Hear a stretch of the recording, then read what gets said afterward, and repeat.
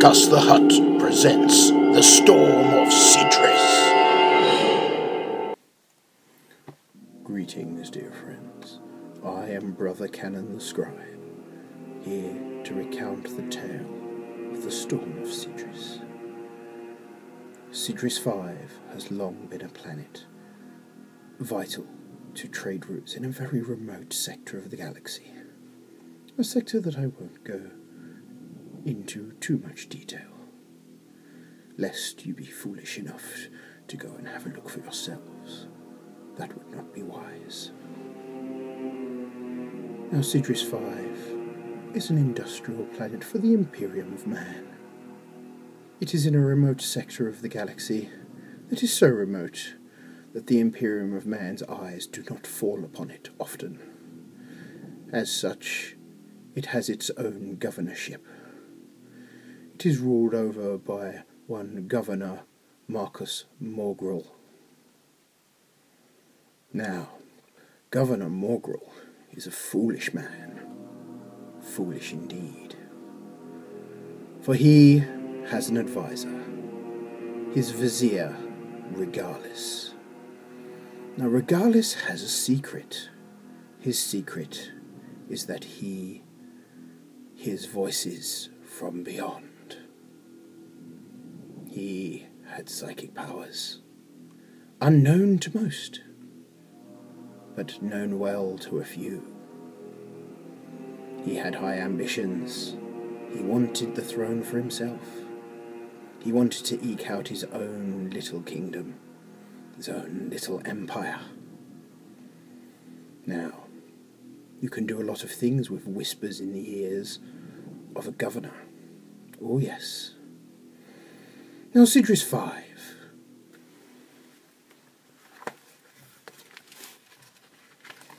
Sidris 5 is an industrial planet, heavy on mining and labour.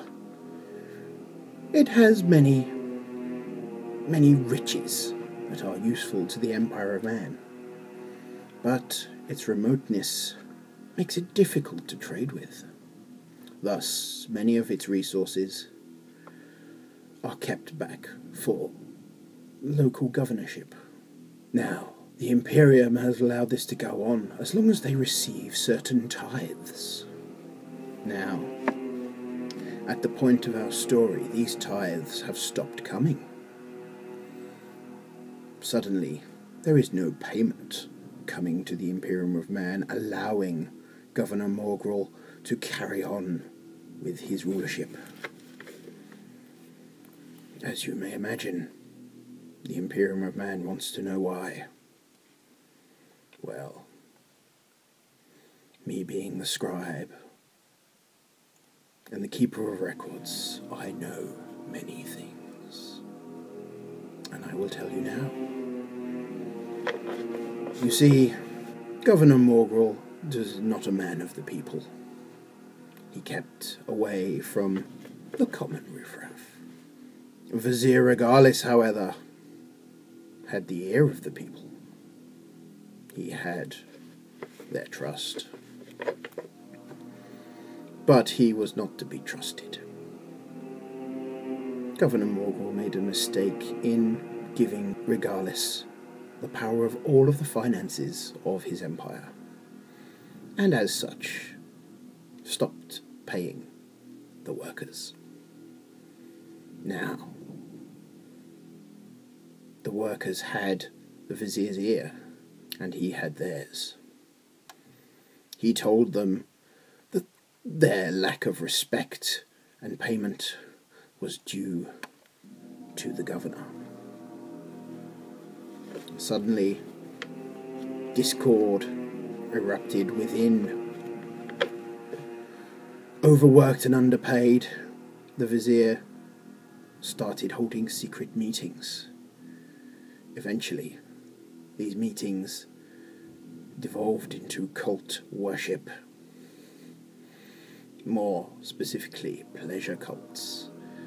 See, when you're overworked and underpaid, you will take every little pleasure that is handed to you. Yes. So, Thus the Prince of Pleasure gained a foothold on Regalis, and the people that he oversaw. Thus started the spread of the cancer that was Slanesh on Sidris 5. Now, at the point of our story, an inquisitor, the name of Malchus of the Ordo Malleus, he foresaw that something was brewing on Sidris 5, decided to investigate himself. Now, all communications have now been cut off with Sidris 5, and the Inquisitor has not been heard of. So, Terra have dispatched the Dark Angels of the First Legion. This is where our story begins. Our story begins with Captain Calphus arriving in his ship, the Wrath of Caliban, with an entire battle company of Dark Angels to the planet.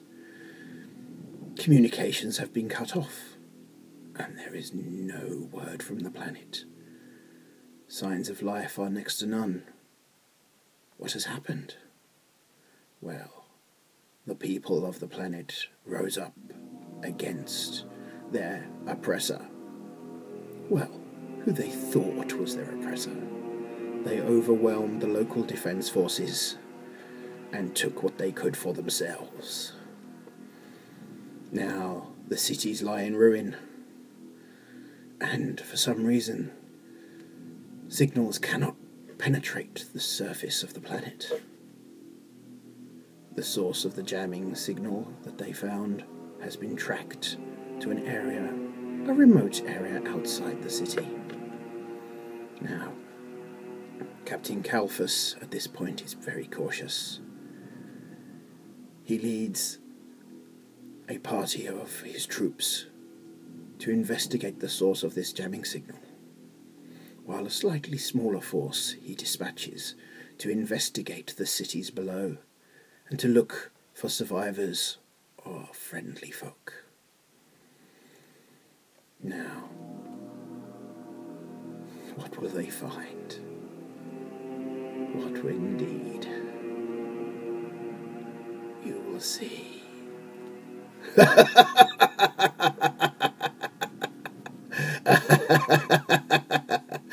Hello?